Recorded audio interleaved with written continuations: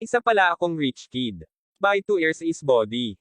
Maraming salamat sa pagtangkilik. Huwag kalimutang mag-comment, like and share. At kung hindi ka pa nakasubscribe sa aking channel, maanong pindutin ang subscribe button at pakihit na din ang notification bell para maging updated ka sa aking mga videos.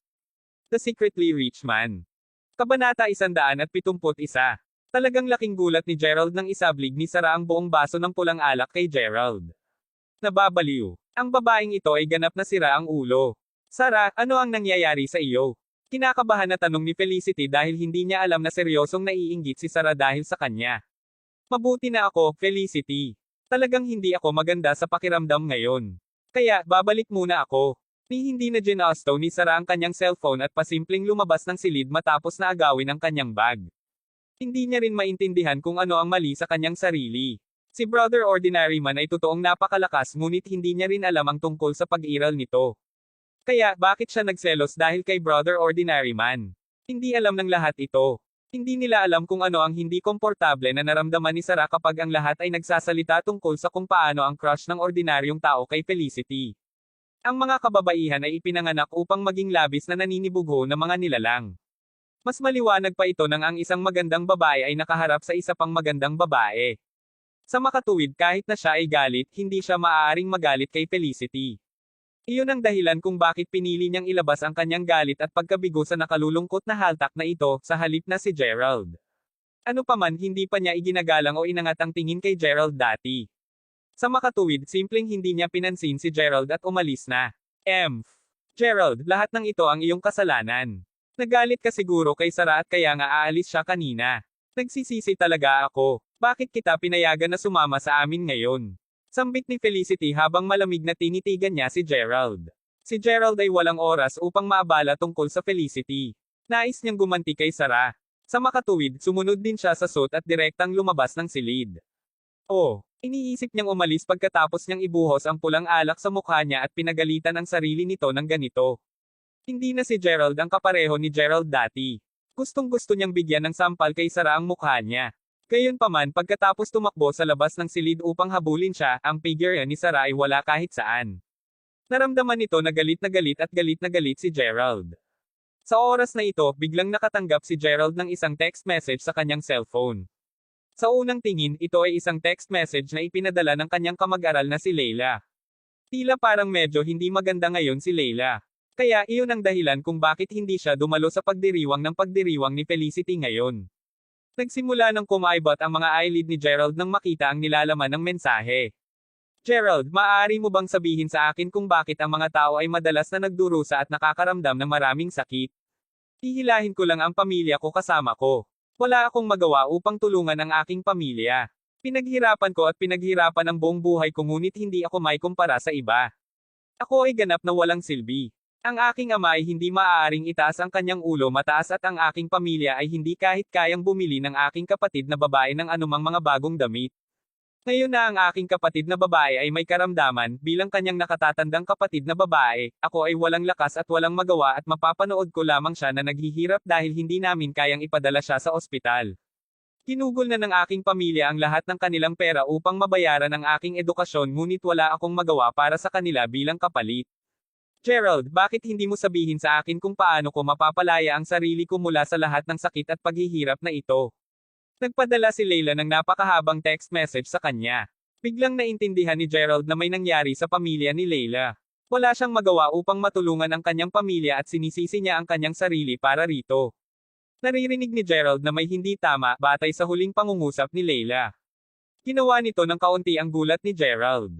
Si Leila ay kasapi ng pangkat ng kahirapan. Kadalasan ay hindi siya masyadong nagsasalita ngunit lihim na siyang pinagmamasdan ni Gerald. Bagaman siya ay napakamababa sa ibabaw, mayroon siyang isang napakamapagkompetensyang puso at diwa. Nais niyang maging mas mahusay kaysa sa iba. Bukod dito, nakikita niya na mas malaki ang kanyang hangarin at talagang gusto niyang mabuhay ng walang kabuluhan. Mas malakas pa ang ambisyon niya kumpara sa kanya. Gayunpaman, ang katotohanan ay madalas na napakalupit. Ang mas maraming pag-asa ng isang tao para sa isang bagay, mas maraming mangyayari na pumunta sa kabaligtaran. Sa makatuwid, ang nakalulungkot na problemang ito sa puso ni Leila ay mayroon ng higit sa isang o dalawa lamang na araw. Ngayon na nagkasakit ang kanyang kapatid na babae, ang kanyang pamilya ay dapat na walang pera at wala rin siyang pera. Sa makatuwid, ito ay dapat na seryosong nasaktan ang kanyang pagpapahalaga sa sarili. Naintindihan ng mabuti ni Gerald ang pakiramdam na ito. Nag-aalala siyang may gagawa siyang isang kabobohan. Sa makatuwid, nagmamadaling sinabi ni Gerald, Layla, nasaan ka? Nasa dormitory ka ba? Oo, nandito ako. Mabilis na tumugon si Layla. Napakakaunting mga tao na maaari niyang makipag-chat sa klase. Si Gerald ang pinaka nakakausap niya. Dahil hindi alam ni Gerald kung saan napunta ang live broadcast anchor na si Sarah, alam ni Gerald na tiyak na haharapin niya ang pangungutya ni Felicity at ng iba pa kung babalik siya ngayon. Gayunpaman, ayaw ilantad ni Gerald ang kanyang sariling pagkatao. Bagaman wala siyang napakalapit na relasyon kay Layla, pareho silang nagtatrabaho sa nagdaang 3 taon sapagkat lahat sila ay miyembro ng pangkat ng kahirapan. Sa makatuwid, hindi natiis ni Gerald na makita si Layla na patuloy na naghihirap tulad nito. Hindi siya bumalik sa silid at tumawag siya para sa isang taxi bago siya direktang tumungo sa dormitoryo ng mga batang babae at iparehistro ang kanyang pangalan sa tiyahin sa baba. Kabanata 172. Narating niya ang pintuan ng dormitoryo ni Layla. Gerald. Si Layla, na umiyak hanggang sa mapula at namamaga ang mga mata, binuksan ang pinto. Halatang labis siyang nagulat nang makita niya si Gerald. Layla, okay ka lang ba? Naparito ako upang makita ka. Mabilis na sagot ni Gerald. Ayos lang ako. Ayokong guluhin ka. Gayunpaman, nararamdaman ko na ang aking pag-iral sa mundong ito ay kalabisan at mahihila ko lamang ang maraming mga tao sa akin kung magpapatuloy ako sa pamumuhay sa mundong ito. Naupo si Layla sa gilid ng kanyang kama habang tinatakpan ang kanyang mga mata at nagsimulang umiyak ulit. Anong kalokohan ang sinasabi mo, Layla? Sa totoo lang naging katulad ko rin kayo dati. Mula pa noong bata pa ako, sinabi sa akin ng aking ama na ang aking pamilya ay mahirap at may utang kaming mga tao. Ni hindi nakatapos ng high school ang kapatid ko at lumabas siya sa trabaho sa murang edad dahil sa akin. Ang aking kapatid na babae ay talagang napakatalino at napakahusay ng kanyang pag-aaral ngunit sumuko siya sa kanyang mga pagsusulit sa high school dahil sa akin. Nais ni Gerald na akitin si Layla. Marahil ay dahil sa pareho silang mahirap, hindi mapigilan ni Gerald na isipin ang kanyang nakaraan. Ito ay napatunayang napakabisa. Nahinto si Layla sa pag-iyak habang nakatingin kay Gerald. Nagpatuloy si Gerald sa pagsasalita, alam mo ba kung gaanong psikolohikal na presyon ang aking kinakaharap sa oras na iyon? Alam mo bang kung gaanong responsibilidad ang aking inaakibat sa aking mga balikat sa oras na iyon dahil inilagay sa akin ng aking pamilya ang lahat ng kanilang pag-asa? Iyon ang dahilan kung bakit pinilit kong mag-aral ng husto. Gusto kong tumayo ng husto upang hindi ako mapamura. Ngunit ano ang magagawa ko? Pinubuli at inainsulto pa rin ako ng madalas. Mas mababa ang pakiramdam ko kapag inihambing ko ang aking sarili sa iba. Dahil sa aking pagiging mababa, hindi man ako naglakas loob na makipag-usap sa mga batang babae nang makita ko sila sapagkat natatakot akong tumingin sila sa akin. Sa katunayan, talagang minamaliit nila ako at madalas nila akong pag-usapan at tsismisan tungkol sa akin. Gayunpaman, madalas kong sabihin sa aking sarili na kailangan kong ipagpatuloy ang mabuhay ng maayos dahil ang lahat ng mga kahihiyang ito ay magpasa sa huli. Bukod dito, nagsisimulang maunawaan ko rin ang isang katotohanan. Napuno ng emosyon si Gerald habang nagsasalita. Dali-dali na tinanong ni Layla, ano ang katotohanan iyon? Ang isang tao ay dapat mag-isip at gumawa ng mga bagay ayon sa entablado na naruroon sila. Ito ang tanging paraan upang hindi mapunta sa sobrang sakit at paghihirap. Nag-aaral ka pa rin at nakakakuha ng maraming kaalaman sa oras na ito, ngunit patuloy mong iniisip kung paano ka makakakuha ng pera at kumita ng mas maraming pera. Makatotohanan ba iyon? Oo, gusto ko talagang kumita ng maraming pera pero hindi ko magawa. Gayunpaman, natural lamang na sabihin mo ang lahat ng ito ngayon. Kung sa bagay, nanalo ka sa loto at mas may swerte ka kumpara sa iba. Mapanglo na sagot ni Layla. Mas swerte talaga ako kaysa sa iba. Gayunpaman, dapat kang maniwala na ang isang bagay na tulad nito ay mangyayari sa iyo balang araw. Sa madaling sabi, lahat ng mga bagay ay lilipas maaga o huli. Hindi mo kailangang makaramdam ng ganoong stress at pagkalungkot sa lahat ng oras dahil dito. Sa halip kung ano ang dapat mong iniisip ngayon ay isang solusyon sa bagay na ito.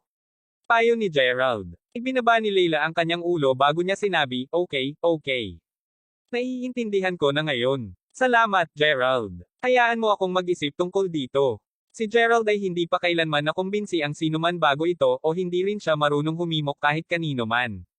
Gayunpaman, dahil alam niya ang tungkol sa problema ni Layla ngayon, at dahil siya ay talagang isang mabuting kaklase, tiyak na kailangan niya siyang tulungan mula nang siya mismo ang makaranas ng pangyayaring ito. Kakatok. Sa oras na ito, mayroong isang malakas na ingay ng slamang sa labas ng pintuan ng dormitoryo. Ito ay nadama na parang may sisira ng pinto mula sa labas. Pagkatapos nito, naglakad si Leila at binuksan kaagad ang pinto. Sa oras na ito, isang chubby na nasa hustong gulang na babae ang sumugod sa silid. Napakalawak ng mukha niya at nakatato ang mga kilay niya at parang may dalawang uod ang gumagapang sa kanyang mukha. Nagtataka ako kung bakit hindi mo binuksan ang pinto. Ikaw maliit na bitch. Ito ay dahil mayroon kang isang lalaki sa iyong silid. Sinasabi pa ng tatay mo na nag-aaral ka ng mabuti sa paaralan. Pa! Ikaw maliit na bitch. Ma, wag mong sabihin yan. Si Gerald ay ang aking kamag-aral at pumunta siya rito upang makita ako. Sigaw ni Leila. Huwag mo akong tawaging ina. Hindi ako ang iyong ina. Ikaw, ano ang tinitignan mo? Sinusubukan mo bang pilitin ang iyong sarili sa aking anak na babae? Naniniwala ka bang tatawag ako sa pulisya? Agad na inilabas ng babaeng nasa hustong gulang ang kanyang cellphone. Nagsimula ng magpapanik si Leila at agad niyang sinabi, Gerald, dapat ka munang umalis. Salamat sa lahat ngayon. Sige. Gustong-gusto talaga ni Gerald na pag-alitan ang baliw na babaeng ito ngunit alam niyang hindi dapat siya magsabi ng kahit ano dahil anuman ito, siya pa rin ang ina ni Leila. Paano magkakaganito ang isang ina? Paimpal na ungol ni Gerald ng isang pangungusap bago siya umalis. Hindi talaga niya maiwasang magtaka kung ang ina ni Leila ang tunay na biolohikal na ina nito mula nang pinagagalitan niya si Leila at tinawag siya ng kaunting bitch kaagad nang makita siya. Matapos ang makasalubong at mapag-alitan ng mga baliw na kababaihan, sunod-sunod ngayon, nasa masamang pakiramdam si Gerald. Nais niyang pumunta at mamasyal sa parke upang makapagpahinga ng kaunti. Sa oras na ito, biglang tumunog ang kanyang cellphone. Ito ay isang tawag sa telepono mula sa kanyang kapatid na si Jessica. Sinagot kaagad ni Gerald ang telepono at tatanungin niya ang kanyang kapatid tungkol sa Mayberry Commercial Street. Hindi inaasahan, ang nerbiyos na boses ng kanyang kapatid na babae ay tumunog sa kabilang dulo ng linya sa sandaling nakakonekta ang tawag, kapatid. May nangyari na hindi maganda. Ang iyong kapatid na babae ay napunta sa malaking kaguluhan. Panipi. Kabanata 173. Ate, anong malaking kaguluhan ang maaari mong makuha? Nakaramdam ng labis na kaba si Gerald. Napakalapit at malalim ang naging relasyon niya sa kanyang kapatid. Si Gerald ay hindi nagsisinungaling kay Leila nang banggitin niya na ang kanyang kapatid na babae ay hindi kumuha ng eksaminasyon sa high school upang suportahan ang kanyang sariling edukasyon. Parehong mahirap ang magkakapatid sa oras na iyon. Sa makatuwid, ang kanyang kapatid na babae ay direktang umalis sa kanyang eksaminasyon sa high school ng direkta. Mayroon ding hindi mabilang na hindi malilimutang mga bagay na ginawa ng kanyang kapatid para sa kanya. Huwag mong banggitin, kuya. Dapat alam mo na ang ilan sa mahigpit at baluktot na mga patakaran na mayroon ang aming pamilya. Isa sa mga patakarang ito ay nagaano man karami ang iyong gagastos, kailangan mong itala ang talaan nito. Kahit na gumastos ka ng isang maliit na halaga tulad ng ilang milyon-milyong dolyar, lahat ng ito ay dapat maipakita sa mga tala ng pamilya. Hindi mo dapat itago ang anumang bagay mula sa pamilya. Pareho din ito para sa iyo. Ang lahat ng iyong paggasta sa iyong bank card ngayon ay lahat ay naitala sa talaan ng aming pamilya. Oo. Alam ko ito. Ito ay isang panuntunan ng pamilyang Crawford. Maaari kang gumastos ng mas maraming pera tulad ng mayroon ka at magagamit mo ang pera ng pamilya ayon sa gusto mo. Gayunpaman, hindi ka papayagang itago ang pera mula sa taong namamahala sa iyong pamilya. Sila ang tatay nila. Hindi rin sila pinapayagan na magtago ng anumang pera sa ilalim ng anumang iba pang mga pangalan. Ate, mayroon ka bang hindi naitala na pera? Tanong ni Gerald. Oo. Damn it. Ngayon ko lang nalaman ito. Nang makalabas ako sa aking kahirapan, ginamit ko ang 15 milyong dolyar na ibinigay sa akin ni nanay para sa iba't ibang pagkonsumo. Isang araw, uminom ako ng sobra-sobra at gusto kong kumain ng isang prangkisa kaya hiniling ko sa aking katulong na bumili ng isa para sa akin. Damn it. Alam mo ba kung ano ang ginawa ng tulala? Binili niya ang franchise na ito ng higit sa 9 milyong dolyar. Ang franchise na iyon ay hindi popular sa oras na iyon ngunit pagkatapos ng maraming taon, biglang naging tanyag ang shop na iyon at kumita na ng higit sa 300 milyong dolyar ngayon. Hindi ko muna binigyang pansin ang bagay na ito dahil sino ang aasahan sa lokong iyon na bibili ng direkta sa franchise. Kung gayon, naisipan kong gumastos ng 300 milyong dolyar sa lihim. Gayunpaman, matapos ang paggasta lamang ng kalahati nito, biglang namulat ang ama sa sitwasyon. Nagtataka siya kung bakit parang walang paggalaw sa pera ng pamilya kahit na maraming bagay na ang nabili ko. Takot talaga ako. Sinira ko ang panuntunan ng pamilya kaya't mabubuhay ako sa kahirapan sa loob ng 1 buwan. Ang aming ama ay napakamakaluma at talagang sumusunod siya sa mga patakaran. Wala itong silbi kahit nasusubukan ni ma'am na hamarang sa akin. Nagtataka ako kung ano ang big deal. Hindi ba't kailangan mo lamang mabuhay sa kahirapan sa loob ng isang buwan? Dadaan ito sa lalong madaling panahon. Hindi mapigilan ni Gerald na panasan ang malamig na pawis sa noo. Talagang gustong-gusto ng magulo ang kanyang kapatid. Hindi. Kapatid, hindi ko rin matiis na naninirahan sa kahirapan sa isang araw, pabayaan ang isang buong buwan. Wala akong pakialam. Hindi mahalaga kung ano ito, kailangan mong tulungan ang iyong kapatid na babae. Umiyak na sana ang ate niya sa telepono. Sige, sige, paano kita tutulungan? Kaya, maaari mo akong tulungan na gugulin ang natitirang $150 milyong para sa akin sa loob ng susunod na 7 araw. Huwag iwanan kahit isang solong sentimo. Hindi ka maaaring pangasiwaan ni ama ng detalyado dahil hindi ka nakatira kasama ang pamilya ngayon. Huff. Halos nag-agos ng dugo si Gerald. Gumastos ng $150 milyong sa loob ng 7 araw. Sa totoo lang, hindi iyon ang hindi nakita ni Gerald ng ganitong pera. Pagkatapos ng lahat, ang kanyang kapatid na babae ay dating namuhunan sa Mayberry Commercial Street sa ilalim ng kanyang sariling pangalan.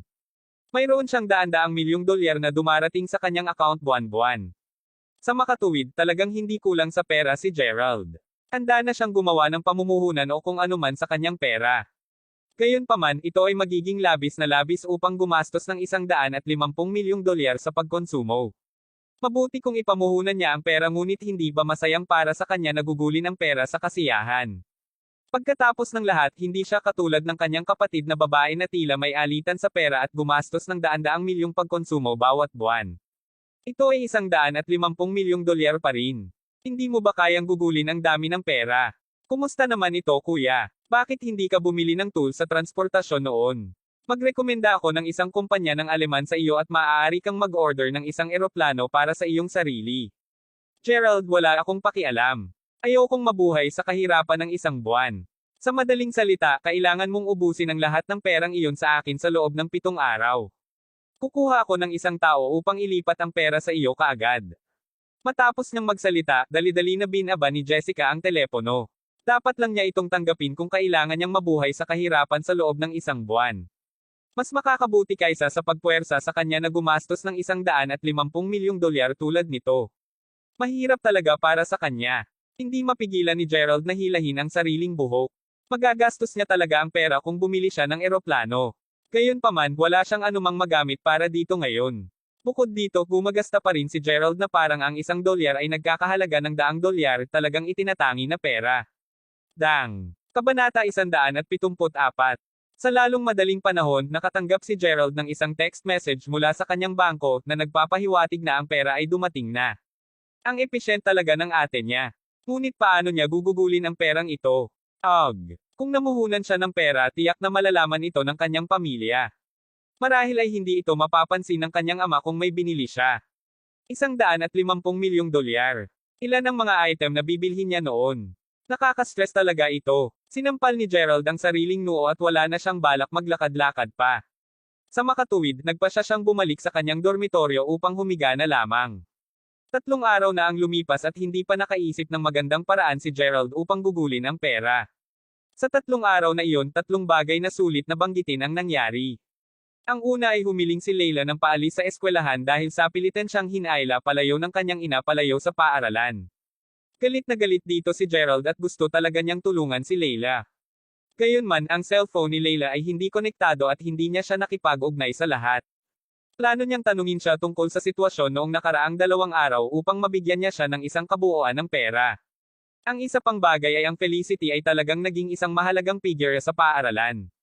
Nakilahok siya sa ilang mga aktibidad na inayos ng parehong live platform ng lungsod at naging embahador pa siya para sa front cover ng live na broadcast platform. Nakakuha talaga siya ng katanyagan.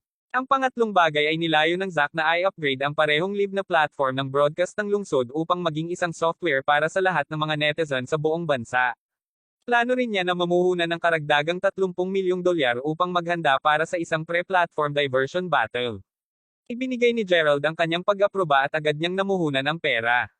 Pagkatapos ng lahat, ito ang kanyang unang pamumuhunan sa industriya at talagang nais ni Gerald na buuin ito at gawin itong sikat sa lalong madaling panahon. Sa oras na ito, nag-iisa si Gerald na kumakain ng agahan sa cafeteria. Naririnig niya ang mga taong katabi niya, walang tigil na nag-uusap. Hoy! Alam mo bang ibebenta ang Mountaintop Villa ngayon?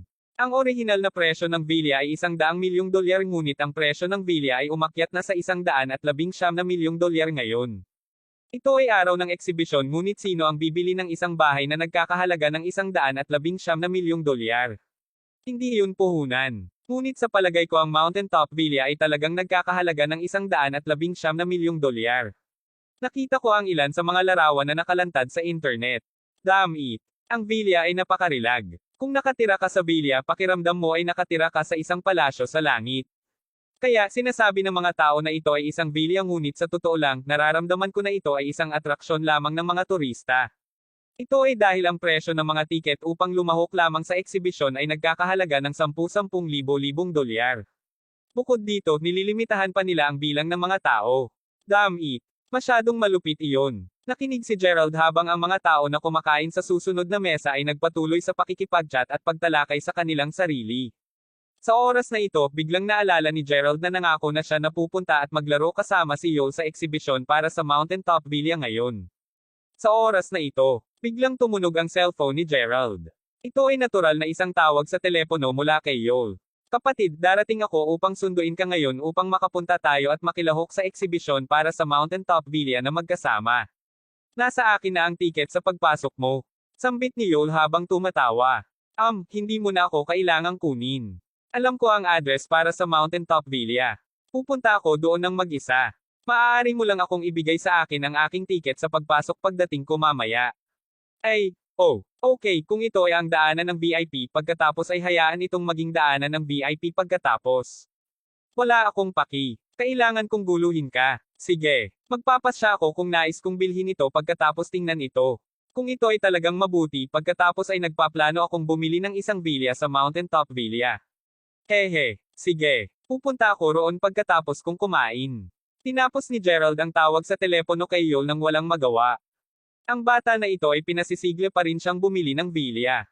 Hindi makabubuting panatilihin siyang naghihintay. Sa makatuwid, mabilis na tinawag ni Gerald si Harper ng isang telepono upang humingi ng bakasyon. Pagkatapos nito, dali-dali niyang inalis ang egg fried rice sa kanyang plato bago siya tumayo. Noon lamang niya biglang napagtanto na wala talagang paggalaw sa cafeteria at lahat ay nakatingin sa kanya na may pagtataka. Kabanata 175. Pagkataong tumayo si Gerald, napagtanto niyang maraming tao sa cafeteria ang lahat na nakatingin sa kanya. Ito ay lalo na para sa mga kalalakihan at kababaihan na lahat ay tinatalakay at pinag-uusapan ngayon tungkol sa Mountaintop Villa. Marahil ay dahil sa sobrang engrossed ni Gerald sa kanyang tawag sa telepono kanina at nakalimutan niya kung nasaan siya nang nakikipag-chat siya kay Yol. Sa makatuwid, ang kanyang mga salita ay dapat namangha at nasindak ang mga tao sa paligid niya. May nagbasag ng katahimikan nang tumawa siya. Damn it! Napakatawa ng lalaking ito. Gusto niyang pumunta at tingnan ang Mountaintop Villa. Hahaha! Posible bang ang pressure ng pagkuha ng trabaho ay napakahusay na ginagawang baliw ang mga tao? Inilahad pa niya na magiging isang panauhing VIP siya. Hahaha, lumuhod tayo upang salubungin siya. Hahaha! Bobo, nagsimulang tumawa ang lahat. Ang ilang mga tao ay nagsimulang biruin si Gerald nang hindi binibigyan siya ng anumang mukha. Pasimpleng pinahid ni Gerald ang kanyang bibig bago niya iling ang kanyang ulo na may isang malaswang ngiti sa kanyang mukha. Pagkatapos ng lahat, wala siyang paraan upang ipaliwanag ang kanyang sarili sa sitwasyong ito. Pagkaalis sa gate ng paaralan, tumawag si Gerald ng isang taxi bago siya makarating sa paanan ng Mountaintop Villa, kung saan naroon ang eksibisyon. Ang pasukan. Napapaligiran ito ng mga mararangyang kotse. Patuloy na napakalakas at mahahalagang mga figure na naglalakad papasok at palabas. Kitang-kita ni Gerald ang dalawang daanan na papasok sa loob habang nakatayo siya sa pasukan. Ang isa ay ang daanan ng VIP at ang isa ay isang ordinaryong daanan ng customer. Siyempre, medyo nagsasalita, ang ordinaryong mga customer dito ay lahat din extraordinarily. Asan si Yol? Hindi ba't sinabi niya na hihintayin niya ako sa harap ng pasukan ng daanan ng VIP?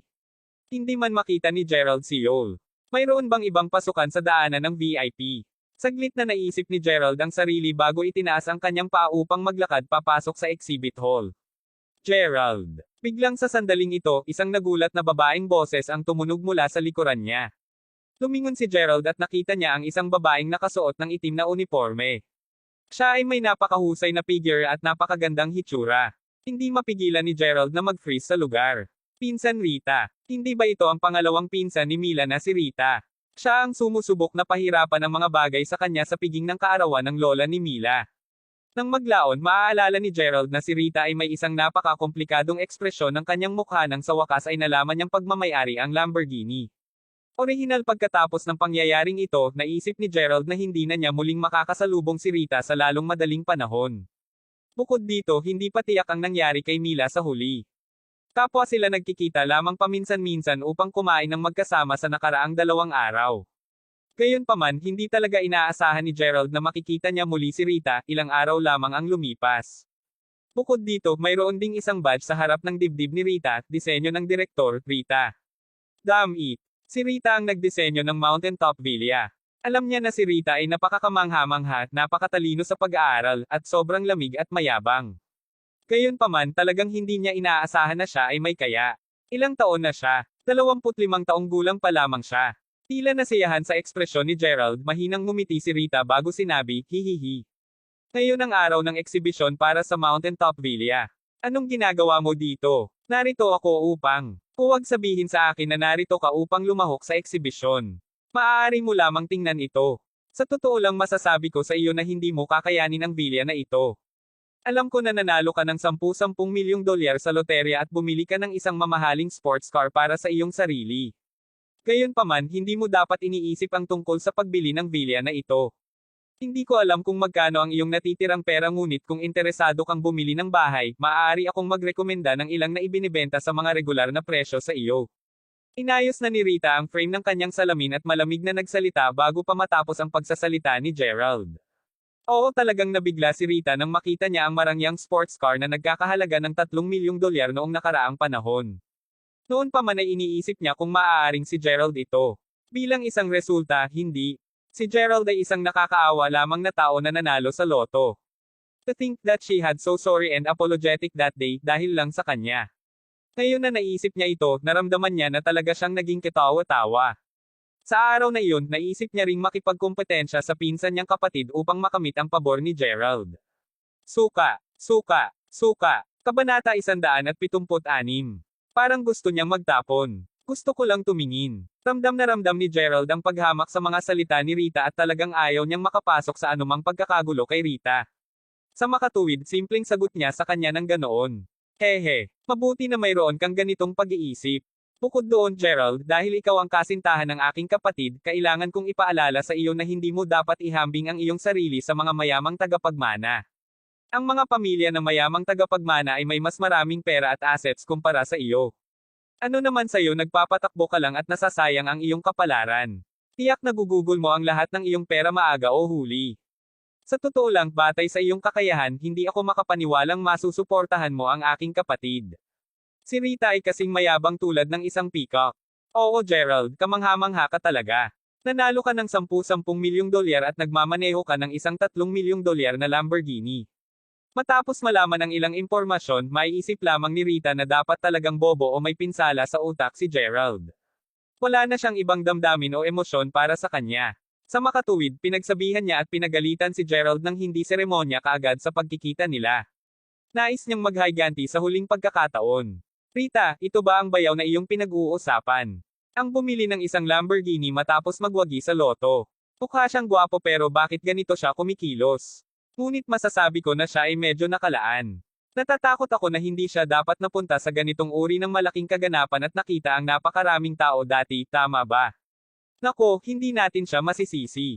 Ang ganitong uri ng bumpkin sa bansa na naging mahirap sa mahabang panahon ay may napakakaunting kaalaman ngunit biglang dumating sa napakaraming pera. Sa makatuwid, hindi maiiwasan para sa kanya na magkaroon ng nouveau riche mentality. Sakto. Magsisisi lang siya kapag nagastos niya na lahat ng pera niya. Gayunpaman, magiging huli na sa oras na iyon. Bamaantong hininga. Sa halip na mag-isip ng mga paraan upang mapagbuti ang kanyang sarili, talagang gumagasta siya ng libu-libong dolyar upang makabili lamang ng isang tiket upang makilahok sa isang napakahusay na kaganapan.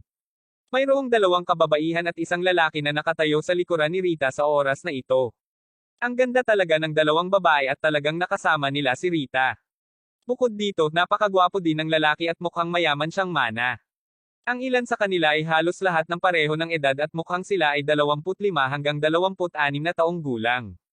Nang makita ng ilang tao si Rita na napakamumuhian kay Gerald, nagsimula na rin silang masungit na pagsasalita kay Gerald nang walang pag-aatubili man. Ginawa nitong mapahiya si Rita. Gerald, gumastos ka ba ng libu-libong dolyar upang makabili muli ng tiket? Asan si Mila, alam ba niya ang tungkol dito? Malamig na tanong ni Rita. Alam niya ang tungkol dito. Sabay pa kaming nag-dinner kagabi. Gayunpaman, hindi maginhawa para sa kanya na dumating ngayon. Tungkol sa tiket sa pagpasok, hindi ko pa ito nabibili.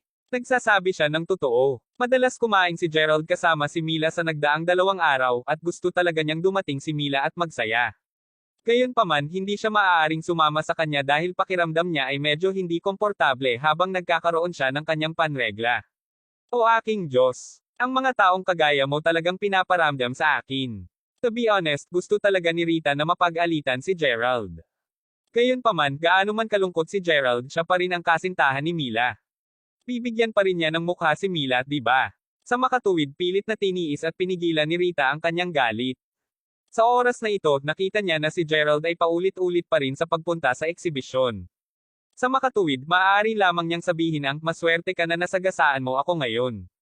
Mayroon akong ilang tiket sa pagpasok na nakatalaga sa akin. Bilang karagdagan sa aking mga kaibigan, maaari akong magbigay sa iyo ng isa. Maaari kang pumunta sa exhibit hall kasama ang aking mga kaibigan. Tandaan na huwag magsalita ng kalokohan pagkatapos mong pumasok. Payo ni Rita bago niya itinapon ang isa sa mga tiket sa pagpasok kay Gerald na walang pasensya. Bilang direktor ng disenyo, natural na mayroon siyang kaunting tiket sa pagpasok na nakatalaga sa kanya. Don, Nyla, at Samuel, mananagot ako sa pagbibigay ng pagpapakilala sa Mountaintop Villa kapag pumasok kami mamaya. Kaya, mangyaring isama mo siya. Wala naman siyang alam, sabi ni Rita. Ngunit kailangan kong makipagtagpo sa ilang mga kaibigan ko mula sa komunidad ng negosyo sa Paglaon. Kung isasama ko siya, mabuti, ayos. Hihilingin ko lang sa kanya na maghanap ng pwesto para makaupo mamaya. Naramdaman ni Samuel na napakahirap ng posisyon niya. Kung alam niya na mangyayari ito, bibili sana siya ng isang tiket. Kung tutuusin, libu-libong dolyar para sa isang tiket sa pagpasok ay isang maliit na bagay lamang sa kanya. Gayunpaman, bakit siya mag-aabala na gumastos ng anumang karagdagang pera dahil siya ay maaaring umaasa sa kanyang relasyon sa Rita? Ngayon, talagang nakakahiya para sa kanya na magdala ng isang mababang tao na tulad nito, kasama siya. Gayunpaman, pumayag pa rin siya rito. Samuel, sino ang makikilala mo mamaya? Maaari mo rin ba kaming isama? Maaari mo ba kaming ipakilala sa kanila din? Si Don at Nyla ay talagang napakagandang babae. Kapwa sila ay kusang loob na nanatili sa tabi ni Samuel habang sila ay gumawa ng pagkusa upang mapalapit sa kanya. Sige, isama muna natin siya. Sigh. Pagkatapos ng buntong hininga, naghanda na ang lahat na pumasok. Hindi inaasahan ni Gerald na magkakaroon ng labis na gulo kapag nandito lang siya upang tingnan. Gayunpaman, dahil tinanong na siya ni Rita na pumasok kasama si Don at ang iba pa, naramdaman ni Gerald na hindi mabuti para sa kanya na tanggihan ng direkta ang alok nito. Sa makatuwid, kumuha siya ng tiket sa pagpasok bago siya lumakad patungo sa pasukan ng VIP. Damn it! Baliw ka ba? Bumalik ka rito. Nang makita ni Rita si Gerald na naglalakad papunta sa VIP entrance, hindi niya maiwasang sumigaw sa kanya. Iyon ang VIP pasukan na kung saan ay espesyal na inihanda para sa pinakamayamang mga kalalakihan mula sa lahat ng iba't ibang mga lungsod sa lalawigan ng Sunnydale. Nababaliw ka ba sa pag-iisip? Sabik na sabik din si Don at diretsahan niyang nagmura kay Gerald. Oh, kaya hindi kayo dumadaan dito? Tanong ni Gerald habang umiling na walang magawa. Kabanata 177. Gerald, hindi ka ba maloko? Parang nag-aaral ka sa kolehiyo ng 3 taon nang wala. Huwag ka nang malito. Bilisin mo at sundan sina Samuel, Don, at ang iba pa sa eksibisyon. Grabe, alam ko talaga ngayon kung paano talagang maging interesado ang aking kapatid sa isang tao kasing mababa ka. Malamig na sagot ni Rita. Wala nang nagnanais na ipagpatuloy ang pakikipag-usap tungkol sa bagay na ito. Kung tutuusin, napahiya din si Gerald sa oras na ito. Sa makatuwid, wala siyang pagpipilian kundi ibalawala si Yol at sinundan si Samuel at ang iba pa sa eksibisyon. Ang daanan ng VIP at ang ordinaryong daanan ay may iba't ibang mga posisyon sa pagkakaupo. Ang mga pumasok mula sa daanan ng VIP ay pawang nakaupo sa harap na hilera ng exhibit hall. At ang mga pumasok mula sa ordinaryong daanan tulad ni Gerald ay maaari lamang makaupo sa likuran ng hall. Samuel, ikaw ba yun? Kumusta ka? Kumusta ang tatay mo? Uncle Light, nandito ka rin. Magaling tayo. Magaling tayong lahat. Madalas na iniisip ka ng aking ama. Pagpasok pa lang ni Samuel sa hall, nakilala niya ang ilan sa kanyang mga kakilala.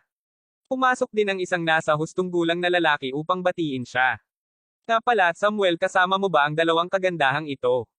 Alin sa mga ito ang iyong kasintahan? Pareho ko silang mga kaklase. Wala pa akong kasintahan, Uncle Light. Sagot ni Samuel habang nakangiti. Sa kabilang banda, kumakaway din siya ng kamay upang batiin ang ibang mga tao na pamilyar sa kanya. Sa totoo lang, medyo mayabang siya sapagkat alam niya ang maraming tao sa palagay niya na siya ay kagalang-galang sa anumang eksena. Kumusta, G. Wyatt Light? Nabasa ko ang iyong pagpapakilala sa Mayberry Economic Times. Sinabi ni Don ang isang napakamarangal habang inaayos niya ang kanyang buhok sa isang parang lady. Lahat yan ay walang kabuluhang bagay. Siya nga pala si Samuel, bilang isang tiyuhin, sasabihin ko sa iyo na ang pag-aasawa ang pinakamahalagang bagay at pangunahing prioridad sa buhay. Sa makatuwid, hindi mo dapat palampasin ang ilang napakahalagang tao. Kung hindi man, tiyak na pagsisisihan mo ito. Pagkatapos nito, nakipagkamay si Wyatt kina Don at Nyla. Nagdalubhasa ang Wyatt sa kadena na supply ng kusina at kagamitan sa banyo. Hindi siya dapat maliitin dahil talagang malaki ang kanyang negosyo. Uncle Light, tatandaan ko lahat ng sinabi mo. Nga pala, hindi ka ba sumama sa Melanie ngayon? Ang aking batang babae. Nakita niya ang ilan sa kanyang mga kamag-aral mula sa Sunnydale University at nagpunta siya upang batiin sila. Nasa pangatlong taon na rin siya sa universidad ngunit ganun pa rin siya ka-reckless. Pinag-aalala niya talaga ako. Gusto ko talaga maghanap ng mabuting kasintahan para sa kanya. Hoy! Bumalik na ang batang babae. Sagot ni Wyatt habang nakangiti. Melanie, kamustahin ang iyong gwapong kapatid na si Samuel at ang kanyang dalawang magagandang kaibigan. Kumusta kapatid na Samuel? Kumusta dalawang magagandang kapatid na babae? Sinalubong sila ni Melanie na may ngiti sa labi.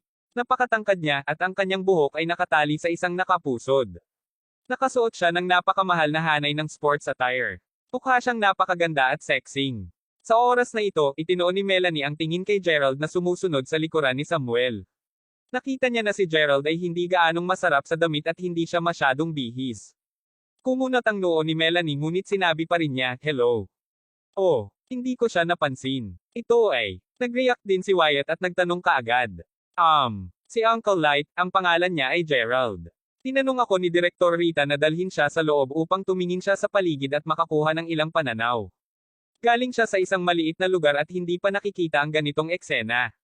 Hindi mapigilan ni Samuel na kumamo ang kanyang ulo. Nakakahiya ito. Bakit kinailangan niyang isama ang ganitong uri ng tao? Si Gerald naman siya ay pinagtawanan ni Samuel. Gayunpaman nang makita niya si Wyatt na nakatingin sa kanya habang nakataas ang kanyang kamay, naisip ni Gerald na nais niyang batiin siya at makipagkamay. Sa makatuwid, naisip ni Gerald na magiging bastos sa kanya na hindi ibalik ang pagbati. Tumango si Gerald habang nakangiti sa kanya bago pa niya itinaas ang kamay. Hindi niya inaasahan ang lahat. Well, Samuel, makakasama mo si Uncle Light ngayon. Halika at umupo sa tabi ko. Hindi inaasahan, direktang inalis ni Wyatt ang kanyang tingin kay Gerald bago niya itinaas ang kanyang kamay upang hilahin ang braso ni Samuel habang hinihiling niya kay Samuel na lumapit at umupo sa tabi niya. Hindi niya pinansin ng todo si Gerald. Iniwan niya ang kamay ni Gerald na nakabitin sa hangin. Nakakahiya talaga. Halatang nawala din ang interes ni Melanie kay Gerald at simpleng umupo siya sa kabilang panig ng Wyatt. Pak! Nakakahiya ka talaga. Bakit hindi mo na ibinaba ang iyong kamay? Bakit hindi mo isipin kung sino si G. Van Ayed? Bakit siya maaaring makipagkamay sa isang taong walang pangalan o katayuan tulad mo? Talaga bang naiisip mo na ikaw ay tulad ni Samuel at bibigyan ka rin ng mga tao ng mukha? Panipi. Kabanata 178. Walang imak si Don. Tama iyan. Ngunit Don, mayroong totoong-totoong sinasabi. Ang isang taong walang ugali o klase ay hindi magkakaroon ng anumang pag-uugali o klase. Gaano man sila common, hindi na sila magkakaroon ng anumang klase. Tingnan mo lang si Samuel. Hindi lamang siya mayaman sa bahay, ngunit mayroon din siyang napakahusay na ugali at klase. Tingnan mo ulit si Gerald.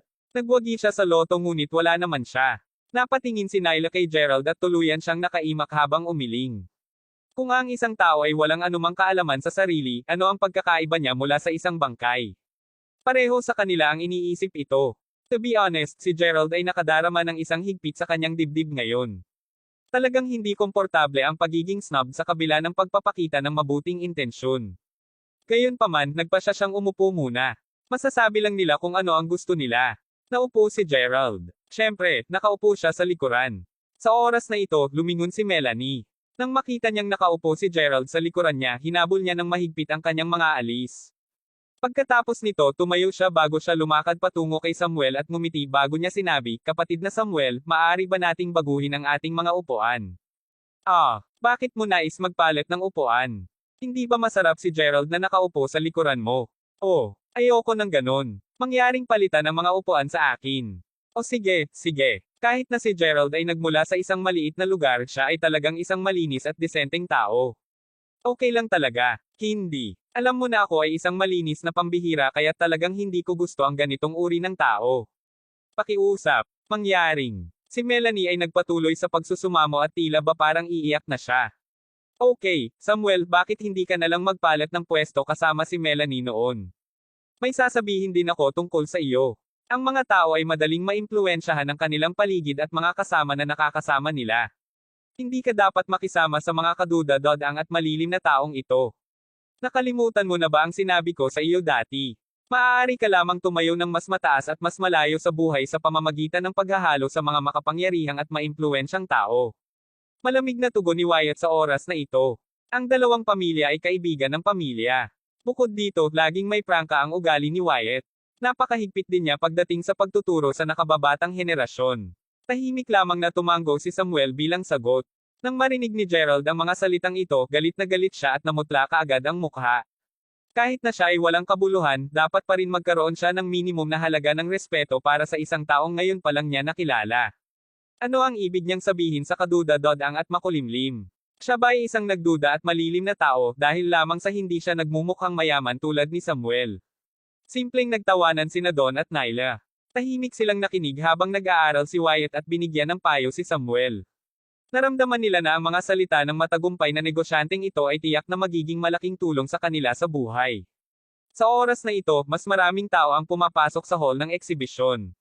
Isang magandang hostess ang nakatayo sa mataas na platform ng eksibisyon habang kinokontrol niya ang venue at sinubukang pakalmayan ang lahat.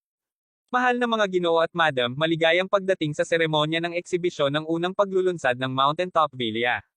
Bago magsimula ang opisyal na seremonya ng pagbubukas, magbigay tayo ng isang mainit na palakpakan upang malugod ang mga kilalang panauhin mula sa lalawigan ng Sunnydale.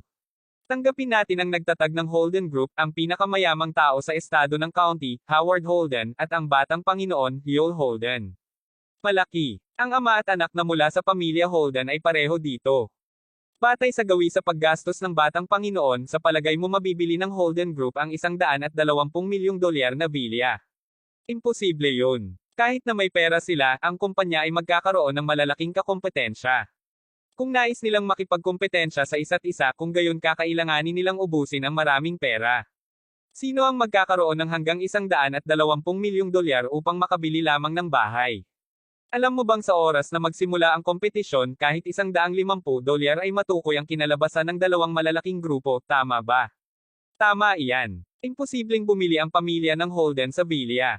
Kasalukuyan silang ang pinakamayamang pamilya sa county ng estado ngunit marami ring iba pang mga makapangyarihang kumpanya sa estado ng county. Madali nilang magagamit ang $120 milyong na ito upang labanan ang isang mahusay na digmaang pangdepensa. Ang karamihan ng tao ay nagpatuloy na tinatalakay ang bagay na ito sa kanilang sarili. Si Yul at ang kanyang ama ay lumakad sa eksibisyon na sinusundan ng mga tunog na ito. Gayunpaman, may halatang marka ng palad sa mukha ni Yul. Para bang may sumampal sa kanya. Tikas na alam ni Gerald na ang ama niya ang sumampal sa kanya. Para sa dahilan bakit. Ito ay maaaring dahil nagpadala ng isang text message si Gerald kay Yul kanina, na nagsasaad na hindi niya siya nakita kahit saan at iyon ang dahilan kung bakit nakapasok na siya sa eksibisyon sa iba na hindi hinihintay siya. To put it bluntly, Yul got slapped dahil sa kanya. Kasabay nito, itinaas din ni Yul ang kanyang ulo upang hanapin si Gerald sa exhibit hall. Gayunpaman sa oras na ito, mayroong 2 hanggang 300 mga tao sa hall at hindi ganoong kadali na makahanap ng ganon kadali. Kung sa bagay, si Gerald ay hinaharangan ni Samuel sa oras na ito. Susunod, nais kong magbigay ng isang maligayang pagdating sa isang VIP ng kaganapan sa eksibisyon, at isang kinatawan din ng Mayberry Commercial Street, Zach Lyle. G. Lyle. Damn it. Nandito din si G. Lyle. Iniisip ba ni G. Lyle na bumili ng villa? Sa palagay ko mas malamang iyon. Kung tutuusin, si G. Lyle ay wala ring katunggali sa Mayberry City. Ang karamihan ng mga tao ay nagpatuloy sa pagtalakay sa kanilang sarili. Imposibleng bumili si G. Lyle ng villa. Alam mo ba ang dahilan kung bakit, Samuel? Panipi. Kabanata 179. Imposibleng iyon, Uncle Light. Si G. Lyle ang pinakamayamang tao sa Mayberry City. Sa makatuwid, natitiyak kong tiyak na may kakayahan siyang bilhin ito. Laking gulat ni Samuel. Hihihi. Ikaw ay mali. Sa nakaraan, si G. Lyle ay talagang may kakayahan. Gayunpaman, nakatanggap ako ng balita na si G. Lyle ay inilipat mula sa Mayberry Commercial Street. Ang Mayberry Commercial Street ay mapamahalaan at tatakbo ng iba sa hinaharap. Kahit na nailipat na si G. Lyle, dinala siya ni G. Crawford. Kaya, sa oras na ito, kahit na may lakas at kakayahan siyang bilhin ang villa, hindi niya ito bibilhin. Kaya, lumalabas na si G. Lyle ay nailipat na. Oo. Pinananatili pa rin siya ni G. Crawford sa kanyang tabi. Sa makatuwid, tiyak na pipigilan niya ang kanyang sarili ng kaunti. Patuloy na tumango si Samuel, pinapahiwatig na naintindihan niya ang sinasabi ni Wyatt. Kuya Samuel, tatay, ano ang pinag-uusapan ninyong dalawa? Sino itong G. Crawford? Bakit hindi mo pa siya nabanggit sa akin kanina? Tanong ni Melanie na napakausisa niya sa oras na ito. Maaari niyang sabihin na itong G. Crawford ay napakahanga at makapangyarihan sa pamamagitan lamang ng pakikinig sa kanilang pag-uusap. Tila nagmamay-ari ang buong Mayberry Commercial Street. Parehong natigilan sina Don at Nyla. Hindi pa sila nahantad sa ganitong uri ng impormasyon at likas na naging interesado sila sa bagay na ito. Siyempre, hindi ko pa nasasabi sa iyo ang tungkol dito. Ito ay dahil nalaman lamang ng iyong ama ang katotohanan ito kahapon. Ang ilan sa aking mga kaibigan ay nagsabi sa akin tungkol sa kwento ni G. Crawford. Siyempre, si Zack ay napakahanga rin at may kakayahang tao ngunit nagtatrabaho lamang siya para kay G. Crawford. Ang buong Mayberry Commercial Street ay pagmamay-ari ni G. Crawford. Diyos ko! Oh Diyos ko! Damn it! Natigilan sina Melanie, Don, at Nyla. Bukod doon, narinig mo na ba ang tungkol kay Yoel dati? Tanong ni Wyatt habang ngumiti siya ng mapait. Oo naman, kilala ko si Yoel. Siya ay isang nangungunang mayaman na tagapagmana. Siya ay may isang garahe para sa lahat ng kanyang mga sports car na nag-iisa. Nagdaos pa siya ng kasiyahan para sa lahat ng mayamang tagapagmana noong nakaraan. Sabi ni Melanie, paano niya nalaman ng malinaw ang lahat ng ito? Ito ay dahil naimbitahan din si Melanie sa pagdiriwang. Gayunman, nagkataon na nagkaroon siya ng kanyang panahon sa araw na iyon at hindi siya makapunta dahil sa sobrang sakit. Ito ay isang napakalaking panghihinayang para sa kanya dahil walang gaanong mga batang babae na hindi sumasamba kay Yoel. Hihihi. Si Yoel ay talagang godbrother ni G. Crawford. Ang pamilya Holden ay malapit ding nauugnay sa pamilyang Crawford. Iyon ang dahilan kung bakit sila maaaring bumangon ng labis at maging pinakamayamang pamilya sa estado ng county sa loob ng ilang taon. Bumungad ang bibig ni Samuel at ang iba pa dahil sa pagkabigla. Hindi inaasahan, maraming mga background na kwento sa likod nito. Sa oras na ito, sa wakas dumating na ang lahat. Ipinakilala muli ng host ang Rita sa karamihan ng tao. Pagkatapos nito, hiniling niya kay Rita na ipakilala ang Mountaintop Villa sa lahat. Bagaman matagal na hawak ni Gerald ang kanyang galit, hindi pa siya nawala ng init ng ulo. Nang makita niya si Rita na nagpapakilala sa villa, tumingin siya at sumulyap sa background na lumitaw sa screen. Isang solong sulyap lamang. At nabighani din si Gerald. Ang Mountaintop Villa ay itinayo sa bundok, diretso sa mga ulap at talagang parang isang palasyo sa langit. Ito ay labis na maluho. To be honest, talagang naantig si Gerald. Ang $120 milyong ay talagang isang napakataas na presyo. Kung ito ay ilang oras na ang nakakalipas kahit na nagmamay-ari siya ng maraming mga pag-aari, hindi gagasta si Gerald ng $120 milyong upang makabili lamang ng isang bahay gaano man siya kontig. Gayunpaman, iba na ito ngayon. Binigyan siya ng kanyang kapatid ng $150 milyong at nais niyang gugulin niya ito sa loob ng 7 araw. Nag-alala siya sapagkat hindi niya alam kung paano niya dapat gugulin ang pera. Hindi ba ito isang pagkakataon na ipinadala ng Diyos? Magagawa niyang pumatay ng 2 ibon gamit ang isang bato. Mas tiningnan niya ito, mas na-excite si Gerald. Inabot sa kanya ang 2 buong oras upang maipakilala ng buo ang villa. Ang bawat tao'y naghahangad dito. Ngunit walang nang-ahas na bilhin ito. Labis na nasiyahan si Rita sa mga ekspresyon ng lahat at ngumiti siya nang sinabi niya kaagad, ang Mountaintop Villa ay nagkakahalaga ng $120 milyong. May interes ba sa silid na ito na bilhin ito? Tanong ni Rita habang ngumiti siya ng malambing. Ayoko. Sa oras na ito, isang matandang amo ang tumayo at sumigaw bago siya mabilis na naupo. Ang lahat ng naruroon ay nagsimulang tumawa ng malakas. Nagsimula ring tumawa si Zack sa eksena. Palaging may ilang mga boss na gustong magbiro ng ganito. Nagpatuloy si Rita na nagsabi, mga ginoo, hindi auction ang bilya na ito. Ito ay ibebenta sa isang unang dumating unang nagsilbi batayan. Sino mang maaaring magbayad muna ng presyo ng $120 milyong ang magmamay-ari ng bilya na ito. Panipi. Kabanata 180. Hahaha. Walang bibili talaga. Sagot ni Samuel habang nakangiti. Mapait na ngumiti si Wyatt. Sinabi ko na sa iyo na hanggat ang tao ay isang matalinong negosyante, hindi niya sasayangin ang $120 milyong sa bilya maliban kung gusto ko ito. Bago pa matapos ang pagsasalita ni Wyatt, nakarinig siya ng isang boses na hindi gaanong malakas ngunit malakas pa rin upang ang lahat sa buong bulwagan ay maaaring marinig ang kanyang mga salita. Ha! Tandang padamdam panipi. Ang mga pagdududa ay lumilipad sa hangin sa oras na ito. Lahat ay nakatingin sa gilid na ito. Napatulala din sina Wyatt at Samuel nang ibalik ang ulo upang tingnan ang tao. Ito ay dahil ang taong sumigaw ng pangungusap na ito ay walang iba kundi ang bundok na ito na dinala ni Samuel. Si Gerald yun. Damn it. Gerald, baliw ka ba? How dare you sumigaw ng sobrang yabang? Alam mo ba kung ano ang mangyayari kung sinabi mong bibilhin mo ang bilya ngunit mayroon ka bang sapat na pera upang mabayaran ang bilya? Tapos na. Wala siya rito upang makakuha ng pananaw. Ang taong ito ay simpleng pumarito upang mamatay. Nagulat din sina Nyla at Don at talagang gusto nilang patayin si Gerald. Ang isang tao na hindi alam ang kanyang sariling lugar. Napatingin ang tingin ni Wyatt kay Gerald. Ito ba talaga ang isang okasyon na dapat gamitin para sa kamahalan? Hindi talaga niya alam kung paano kumilos sa lahat. Hindi alintana ni Gerald kung ano ang sinasabi nila tungkol sa kanya. Paimpal siyang tumayo bago siya magsimulang maglakad patungo sa entablado ng direkta. Baliw. Baliw na ata siya. Nababaliw talaga ang lalaking nakakaawa. Nakatitig din si Rita kay Gerald sa pagkabigla sa sandaling ito. Sa madaling sabi, bukod sa ilang mga tao, lahat ay medyo natigilan. Gerald, anong ginagawa mo dito? Bilisan mo at umalis ka na. Galit na sabi ni Rita. Ilang beses na rin niyang tinulak si Gerald. Bakit ako aalis kung gusto kong bumili ng bilya na ito? Tanong ni Gerald habang ngumiti siya ng mapait. Kalokohan. Paano mo kakayanin ang bilya na ito? Seryosong inis si Rita. Naisip mo ba na hindi ko kakayanin dahil lang sa sinabi mong hindi ko kakayanin? Tanong ni Gerald habang malamig na nanunuya. Pagkatapos nito, tiningnan niya ang nakatuon na kawani sa pananalapi ng bangko na nakatayo sa gilid bago niya sinabi, kayong mga lalaki, halika dito. Ay swipe ko ang card ko. Ang ilang mga komisyonado sa bangko ay medyo nalito. Pagkatapos ng lahat, ang taong nakatayo sa harap nila ay hindi mukhang isang tao na makakakuha kahit ng ilang libong dolyar. Sinasabi pa nga niya na i-swipe niya ang card niya. Gayunpaman, kakailanganin nilang gawin ito dahil hinihiling ito ng customer. Sa makatuwid, lumakad sila habang nagdala sila ng isang bayad sa makina. Itinapon ni Gerald ang kanyang card sa payment machine bago niya ipinasok ang kanyang password at ginamit ang pagpapaandar ng pagkilala ng biometric. Ding! Ang transaksyon ay matagumpay. Ang halaga ng transaksyon ay $120 milyong. Tumunog ang cold system na boses. Ang sumunod ay kumpletong katahimikan mula sa madla. $120 milyong. Ang taong ito ay talagang may $120 milyong.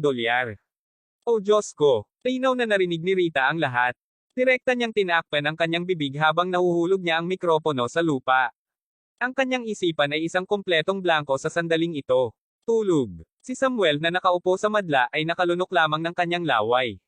Labis siyang naguluhan. Sina Don at Nyla ay nagkaroon din ng sobrang gulat na ekspresyon sa kanilang mga mukha.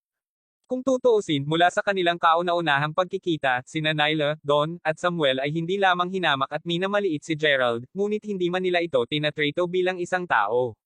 Simple lang ang akala nila na siya ay isang country bumpkin. Naramdaman nila na nakakahiya talaga para sa kanilang tabi nila. Ngunit ngayon, naramdaman nila na parang nakakakuha sila ng hindi mabilang na sampal sa kanilang mga mukha ngayon. Mababa ang tingin nila sa kanya. Maaaring hindi man sila kumita ng mas maraming pera tulad ng sa kanya kahit na nagtatrabaho sila sa isang buong buhay. Siya ay isang napakayamang tao.